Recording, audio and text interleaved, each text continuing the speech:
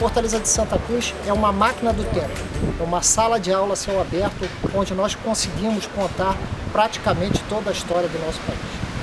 Nós estamos na Fortaleza de Santa Cruz da Barra, no bairro de Jurujuba, exatamente na entrada da Baía de Guanabara, no ponto em que a cidade de Niterói mais se aproxima do Rio de Janeiro. Nós distamos aqui do Rio de Janeiro aproximadamente 1.500 metros. E essa é uma posição estratégica desde sempre. Desde o século XVI, quando aqui chegaram os franceses no ano de 1555, no intuito de fundar no Rio de Janeiro um núcleo de colonização denominado França Antártica. Eles fundam um forte chamado Forte Coligny na ilha de Villers-Gagnon. E para defender essa posição, eles colocam aqui, exatamente na Fortaleza de Santa Cruz, 2 peças de artilharia, no ano de 1555. Ou seja, antes da fundação da cidade do Rio de Janeiro, já existiam pessoas aqui na entrada da Baía de Guanabara defendendo essa posição. Hoje o bairro de Jurujuba contempla uma série de fortificações históricas. Essa fundação da cidade do Rio de Janeiro ela acontece no dia 1º de março de 1565. E a campanha para a expulsão dos franceses do Rio de Janeiro dura 2 anos. Então dura do dia 1º de março de 1565 até o dia 20 de janeiro de 1567. Então a primeira ocupação portuguesa aqui no território, no Rio de Janeiro, para a consolidação durou 2 anos. Então nada disso vem de graça. Uma consolidação com bastante difícil, com um combate, inclusive com uma participação muito especial. Foi a participação do Araribóia junto com a sua tribo. Então a tribo de Araribóia, que eram os temiminóis, ombrearam junto com os portugueses para a expulsão dos franceses que tinham o apoio dos tupinambás. Então já começamos no século XVI com um grande combate para a consolidação dos portugueses aqui no território do Rio de Janeiro. Naquela época o índio Araribóia tinha muito prestígio na cidade, nas suas tribos, e então existia uma relação cordial com a corte de Portugal, de maneira que ele tinha hortas instaladas no bairro do Ingá, Gragoatá, aqueles bairros mais antigos da cidade, e alguns dos índios que não se adaptavam bem à questão da lavoura e tal, o Araribóia, então, o índio Araribóia, o senhor Martins, naquela época já o senhor Martins, mandava alguns desses índios para que se encaminhassem aqui para o lado da Jurujuba. E junto a índios que já moravam, eles criaram uma tribo, né, que depois foi desfeita aos poucos, na época dos jesuítas, quando os jesuítas entraram no bairro junto com os 6 meieiros articulados pela corte de Portugal. A avó Francisca, ela era uma morena, uma índia, né? Ela tinha um cabelo pela cintura. Ela disse que os índios, os portugueses, não gostavam muito das índias, não gostavam das negras também. Ela era toda aquele modo de charuto. Os índios, depois que usavam, depois que os portugueses usavam as índias, eles queimavam charuto, queimavam com isso, queimavam aquilo. Não fazia com os negros também. Então eu acho que foi uma história muito. Ela contava muito triste, assim, né? As histórias sobre os portugueses quando chegavam. Não só os portugueses, os outros, né? Naquela época. O Brasil já era muito habitado pelos holandeses também, que ficavam aí também, né? É que essa passagem aqui era aberta. É por isso que ali chama-se Ponta da Ilha, porque isso daqui para lá era uma ilha.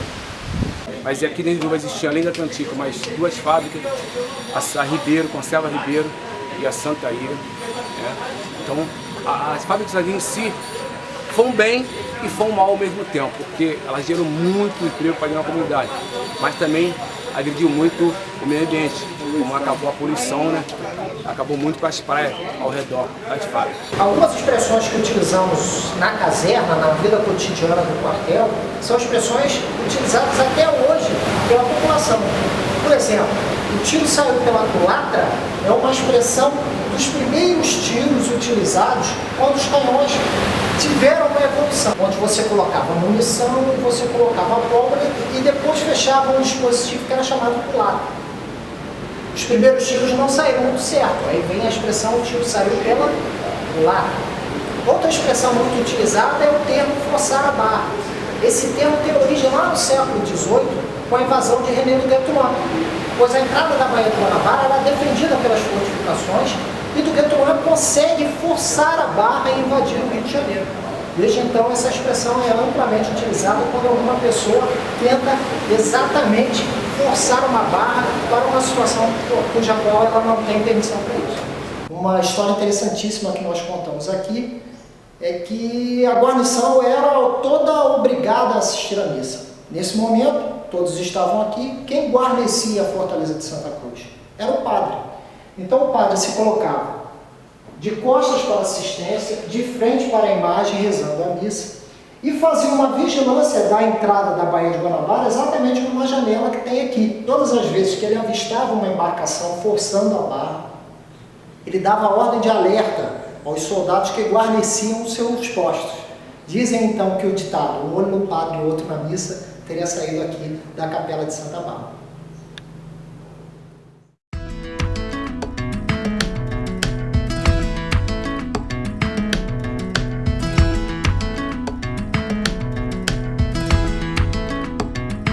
Meu nome é Antônio, o pessoal dela me chama de Tonho. Nasci e criado em Jurujuba, né? E hoje esse espaço que eu estou chama Salina, onde eu vivo, né, com minha família. E como Jurujuba tem várias divisões, Peixe Galo, Salina, Cais, né, mas tudo é um contexto só. Hoje em Jurujuba a gente está, eu tenho a parte hoje de maricultores, né, a parte da pesca, tem a Associação de Maricultores, Associação da Pesca. Tem a Fortaleza Santa Cruz, que é um dos pontos turísticos mais procurado hoje em Niterói. Tá? Hoje existe o Grael, uma instituição que veio acrescentar muito dentro de Jurujuba. Né? Minha família Berengue de Matos chegou no bairro em 1943.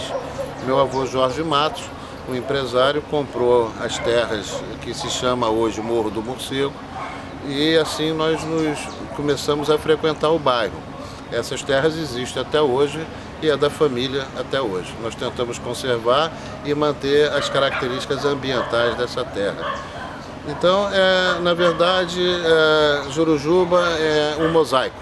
É um mosaico montado com fragmentos da nossa sociedade civil, dos nossos índios, dos portugueses, e somados e unidos montaram esse bairro maravilhoso que aqui está, né? Então, esses jesuítas naquela época catequizando os índios aos poucos foram virando caiçaras. Mais ou menos em 1950, o governo federal resolveu ampliar a rua que dá acesso à Fortaleza Santa Cruz. E naquela oportunidade estava se fazendo a construção do aterro do Flamengo e a ampliação da pista Santos Dumont lá no estado da Guanabara. Outrora Guanabara, hoje o estado do Rio de Janeiro. E lá não tinham mais pedras para completar a obra, uma obra daquela envergadura.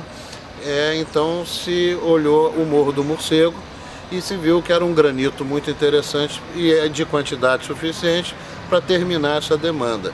Então eles vieram para cá, o governo federal, naquela oportunidade, pegar as pedras e levar para o aterro do Flamengo para terminar então aquela operação.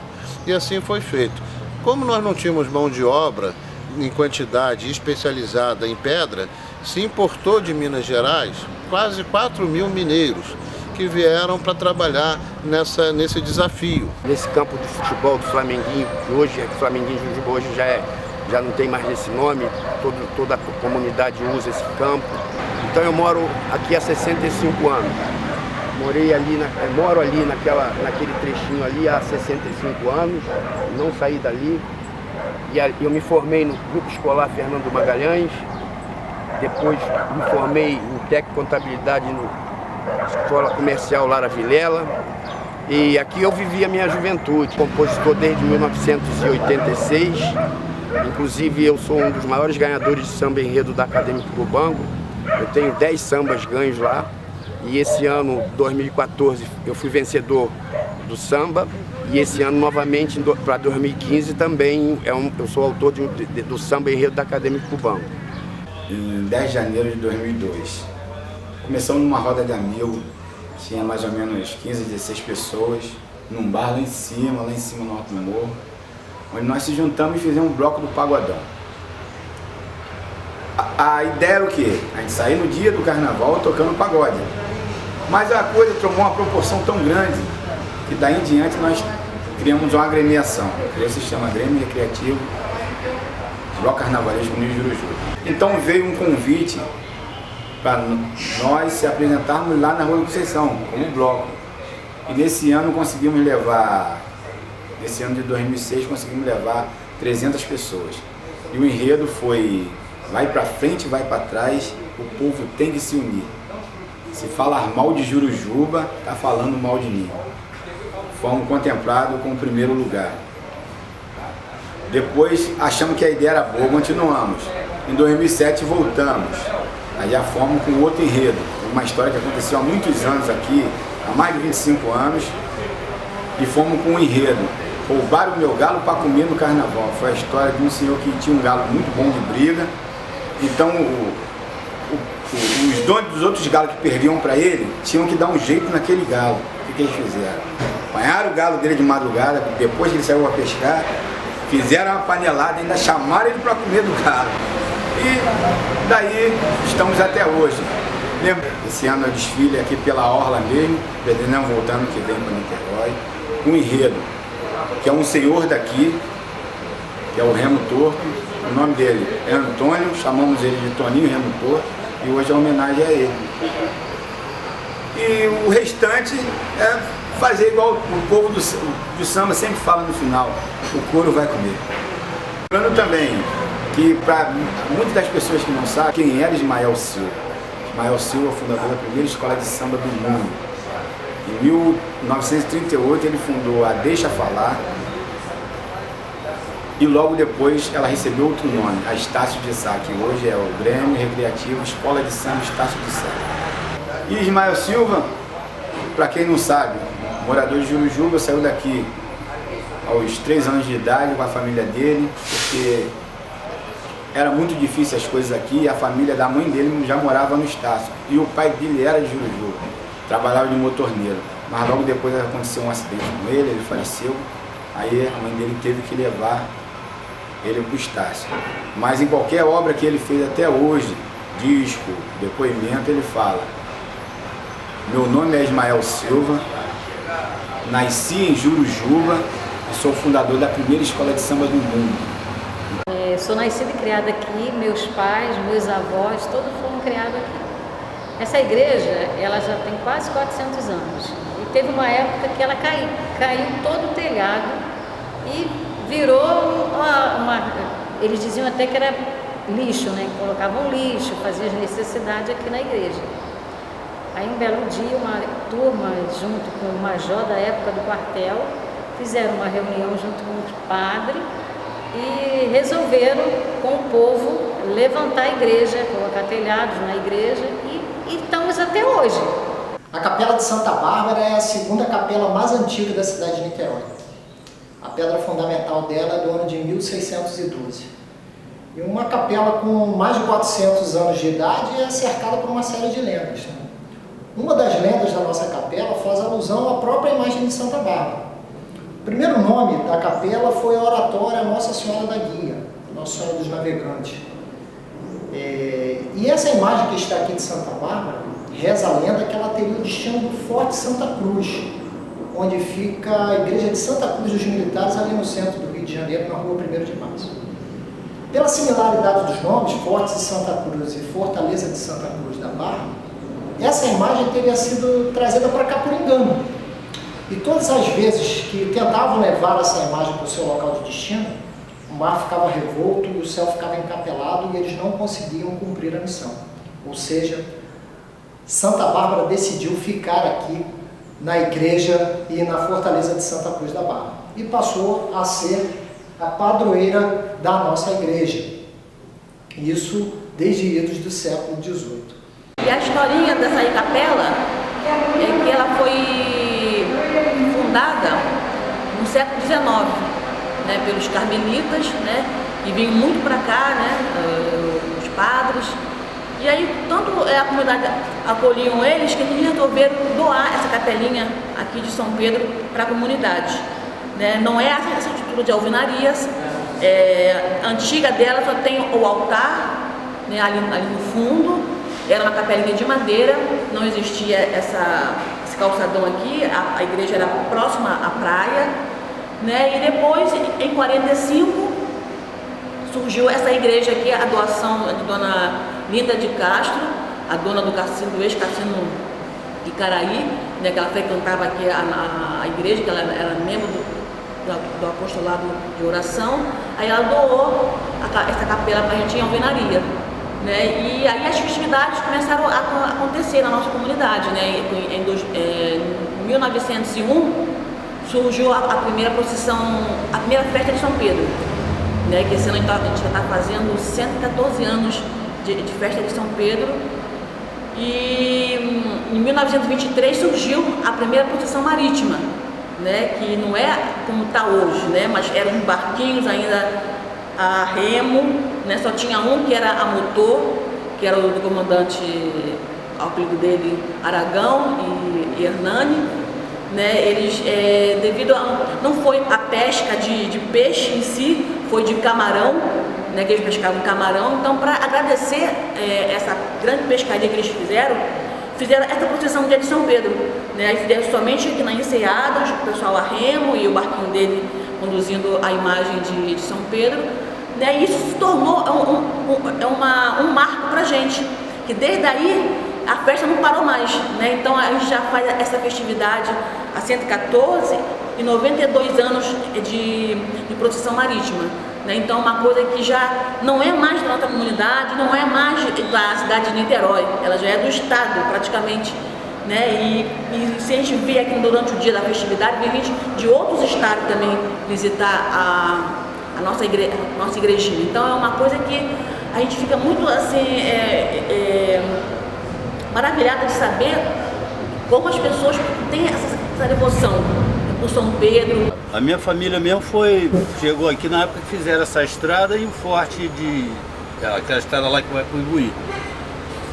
Meu pai tinha 4 anos, se ele fosse vivo hoje ele teria 86. Então tem 82 anos que minha família chegaram justamente para fazer essa obra. Foi essa estrada. Mas nessa vez gente tudo quanto foi lá, veio gente de Minas, veio gente de Espírito Santo, veio gente de Campo, até lá. Pesquei 40 anos só. Agora que eu estou uns 3 anos sem pescar. Que ele pescava de remo. Depois de canoa com motor de popa. E depois foi que vieram os barcos, né?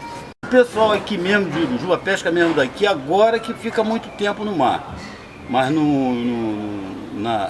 uns tempos atrás, normalmente ficavam à noite, no outro dia vinha. Além de eu ser mestre, eu era proprietário, mas não tem incentivo de nada. E a pesca vai ficando proibida em tudo quanto é lugar. Não pode pescar ali, não pode pescar aqui, não dá jeito para trabalhar em lugar nenhum. E essa proibição de peixe também proíbe um monte de espécies. Aí estou aqui fazendo troço pelo menos para pegar os 65 para se aposentar e depois ficar quietinho. Aí volta a pescar de novo. Eu cheguei aqui em 75, já tinha um grupo de marisqueiros, na verdade seria uma família, né? Ela hoje é a mais antiga, que tirava marisco, que tira marisco até hoje. E era assim, era um serviço muito pequeno e não tinha muita aceitação no mercado. Nós vendíamos o mexilhão ali na Praça 15, do lado da Bolsa de Valores. Quando a FIPEG ela entrou aqui, que ela veio no propósito de trazer a maricultura para nós, aí junto com ela veio a Universidade Federal Fluminense, né, para nos ajudar nessa questão, porque no Brasil ninguém desenvolvia maricultura. Na verdade era só extração. Então, a maricultura é exatamente aquilo que você está vendo ali. São um espinhel que nós chamamos de espinhel, né? Cada espinhel tem 25 bombonas. Ela tem 50 metros de comprimento. Nas extremidades, ela tem cada uma tem uma poita, né? para que dê sustentação àquela estrutura. E uma estrutura de 50 metros, ela cabe 100 redes de mexilhoneira, e que leva de 6 a 7 meses para você fazer a colheita na rede. Quando o mexilhão chega a um tamanho de 7 centímetros, que é um tamanho comercial, que nós entendemos que é um tamanho bom para você fazer a despesca, né? E, quer dizer, e isso tem atraído muitas pessoas para isso, para o marisco, entendeu? Porque é um trabalho que você coloca o mexilhão na rede, leva para lá, pendura ele naquela estrutura, espera 6 meses sem você precisar. É quase que o mesmo trabalho da extração, porque você, quando você vai colher ele, você não colocou nada, só aquela estrutura, a alimentação ele mesmo tira da água, né? Então é muito, eu acho assim, uma profissão muito boa, entendeu? E é assim que funciona a maricultura.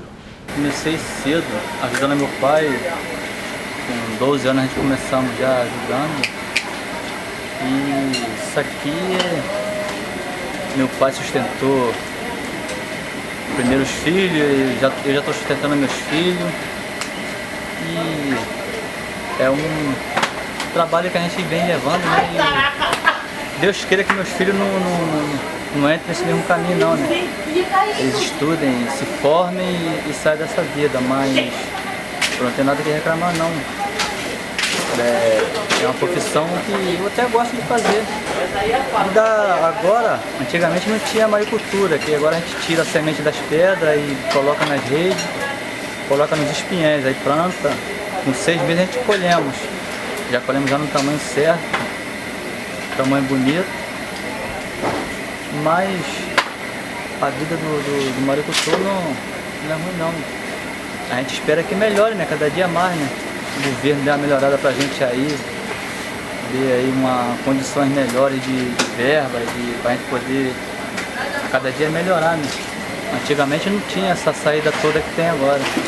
Muita gente conhece agora o mexilhão e acredito que mundial, porque às vezes até a gente vendo filmes dos Estados Unidos, Itália, a gente vê, né, os gangues, aqueles pessoal tudo comendo mexilhão na mesa. Virou um produto, um fruto do mar mundial. E praticamente é comercializado mais aqui no Brasil, né? Santa Catarina, aqui no Rio, onde mais se trabalha com esse tipo de mercadoria. O processo aqui é um processo de cozimento, né? Que a gente chega do mar, quando tira do cultivo, a gente tira, despenca todo ele, bota na lata e vai para esse processo aqui do cozimento. Esse cozimento aqui, essa temperatura que o fogo é de alta pressão, chega equivalente a 100 graus de fervimento da água. O cozimento dele alcança 100 graus medido. Já está no processo já de tirando da casca. E no caso já fica nesse processo aqui agora. Vai para o processo agora de lavar, bem lavado e ensacamento. Falar de Jurujuba, né, é simples e difícil ao mesmo tempo. Porque eu nasci e cresci aqui, né, moro aqui até hoje. Minha família é toda de maricultores e pescadores e eu me orgulho muito disso, porque muitas das vezes o meu sustento veio do mar. E com 15 anos eu conheci o Projeto Grael e estou aqui até hoje, né, tenho 23. E para minha vida foi muito importante. Fiz quase todos os cursos profissionalizantes. Com 2 anos aqui, eu fui chamada para cobrir licença maternidade de uma menina. E tô até hoje, né? Hoje eu trabalho na parte de recursos humanos. E também foi uma descoberta muito grande para mim, porque eu não sabia o que eu queria fazer de carreira. E aqui eu descobri essa área, porque eu gosto muito de lidar com pessoas, né? Eu gosto muito de estudar as pessoas e tal. E aí descobri essa área linda, por isso que também eu falo que foi um divisor de águas, né? E aí esse ano passado eu me formei em RH e hoje trabalhar nessa área aqui no projeto é muito legal. Esse projeto praticamente mudou a minha vida, né? Eu costumo dizer que foi um divisor de águas, porque eu cresci e aprendi muito aqui. é um lugar que eu não quero sair daqui nunca mais, assim. Eu costumo até brincar, né? E eu conheço também amigos, vizinhos, os meus próprios primos fizeram um projeto aqui e é nítida a mudança deles, né? Isso é muito legal, isso é muito gratificante.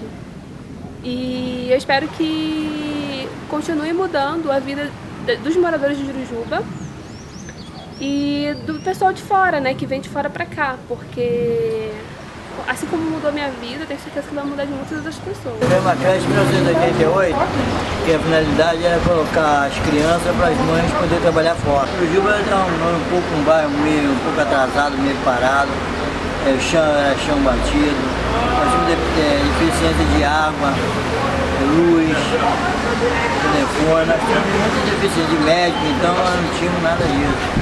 Nós tínhamos que locomover de madrugada para ir para o posto de saúde de Niterói para poder pegar um númerozinho para médico. E aí nós começamos a trabalhar junto com a população aí, avançamos bastante, fizemos água para a comunidade, melhorou a questão da luz, criamos uma creche, logo depois, antes criamos um médico de família. Uma vez por semana a gente reúne crianças, né, da fase de 7 anos a 18 anos. Né? Então tem jogos, brincadeira, como a gente é escoteiro do mar, a gente tem barcos, a gente sai para velejar, essas coisas. Os escoteiros têm 10 mandamentos, né, que eles têm que cumprir. Escoteiro não bebe, não fuma, não arranja briga, né? Não, coisa que escoteiro é irmão dos mais irmãos.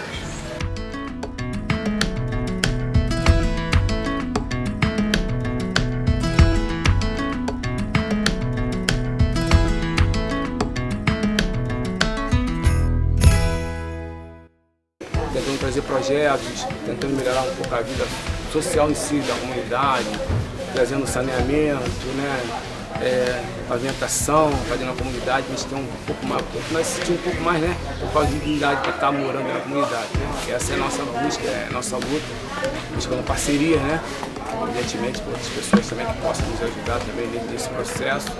Enfim, a gente está com essa missão, né?